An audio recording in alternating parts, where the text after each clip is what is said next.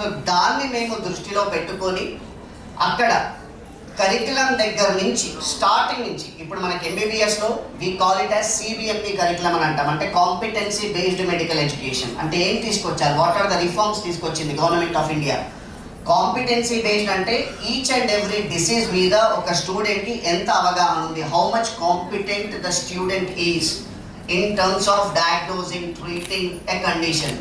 అంటే case based. అంటే మనకు ఇది ఇప్పటివరకు ఎలా ఉంటుండే అంటే మేము చదువుకున్నప్పుడు కూడా ఇంతకుముందు మీ ఎవరైనా పేరెంట్స్ కజిన్స్ కానీ ఎవరైనా ఉంటే అడగండి, long answer, short answer, very short answer, ఒక రోట్ లెర్నింగ్ బై హార్ట్ చేసే మెథడాలజీ ఉంటుండే. కానీ ఇప్పుడు అలా కాదు.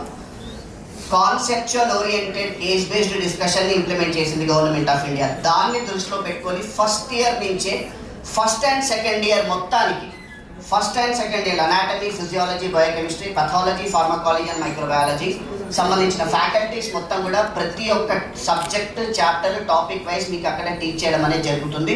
That is the very basic foundation of your MBBS. So once your basic sciences are very much clear, then మీకు third year నుంచి sixth semester నుంచి థర్డ్ ఇయర్ నుంచి మీరు క్లినికల్స్లో ఎంటర్ అవుతారు. క్లినికల్స్లో ఎంటర్ అయ్యే ముందు మీకు బేసిక్ సైన్సెస్ మీద సంబంధించిన అవగాహన మొత్తం ఉండడానికే we have taken such reforms.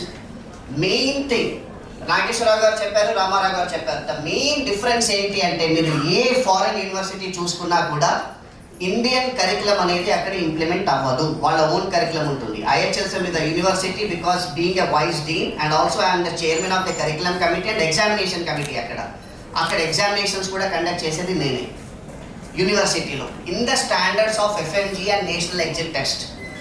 So ఇవన్నీ అక్కడ వెళ్ళి ఆ యూనివర్సిటీ వాళ్ళతో కూర్చొని వైస్ రెక్టర్, అకాడమిక్ కమిటీతో కూర్చొని ఇక్కడి కరికులం వాళ్ళ కరికులంని పక్కన పెట్టి దాని డిఫరెన్స్ చూసుకొని ఆ కరికులం ఇంప్లిమెంట్ చేసి మన ఇండియన్ ఫ్యాకల్టీని ఇన్కార్పొరేట్ చేయడం అనేది ఏ యూనివర్సిటీలో సాధ్యమయ్యే విషయం కాదు.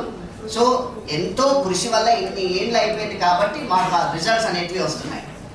అంతేకాకుండా థర్డ్ ఇయర్, ఫోర్త్ ఇయర్ కూడా we are also conducting the classes, clinical classes 1 month classes conduct చేద్దామని ఈసారి నుంచి మేము ప్లాన్ చేసామన్నమాట.